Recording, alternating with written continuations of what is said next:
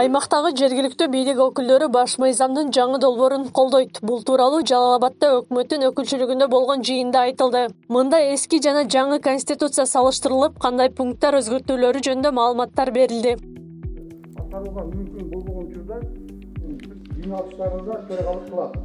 Президент министрлик эгерде республикалык бюджеттин аткарышы жөнүндө отчеттор жок Ага ылайык президенттин укуктары кеңейтилип, мамлекеттик башкарууга элдик курултай деген жаңы институт киргизилген. Ошондой эле парламенттин депутаттарынын саны 90го кыскартылып, өкмөттү башкаруу президентке жана анын аппаратына жүктөлгөн.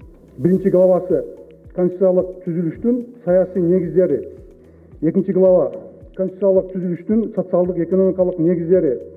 Ушул эки глава болсо, ушул боюнча бардыгы биз жашап аткан конституциянын негизи боюнча ушул калып атат. Анан биринчи бөлүмдүн 3 главасында коомдун руханий маданий негиздери бул жаңы конституциянын долбоорунда бул жаңы глава болуп киргизилген. Жаңы мыйзамда президенттикке талапкерлердин жашы 35тен жогору, Кыргызстанда 15 жылдан ашуун жашаган, кыргыз тилди билген жана жогорку билимдүү болушу керек. Ал эми эски мыйзамда 35 жаштан 70 жашка чейинки чектөө бар болчу. Талкуунун арасында катышуучулар тарабынан суроо жооптор улантылды. Анын арасынан элдик курултай тууралуу суроолор ортого ташталды.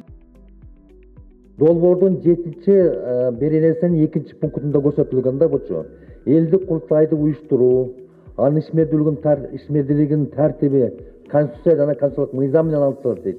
То есть баш мыйзам кабыл алгандан кийин курултай жөнүндө же жобо же мыйзам иштеп чыгылат.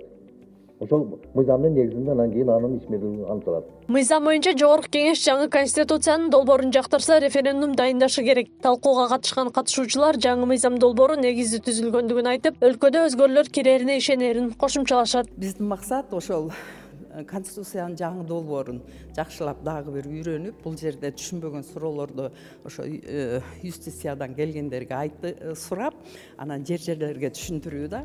Президенттик кабинет менен министр, азыркы вице-министр деген бириккени да жакты да, эми бир эле казанды бирөө нарака, биракка тартканда андан бир жакшы нерсе өзгөрүп кетпейт. Себеби дегенде биз демократиянын кээ бир жерин туура эмес түшүнүп, анан биз партийный системага кирип, анан президент бир жакка чыга турган болсо чет мамлекетке премьер-министрдин уруксаты менен кол коюп договорлорго, анан ошону менен элдин алдында сүйлөй турган укугу бар эле да.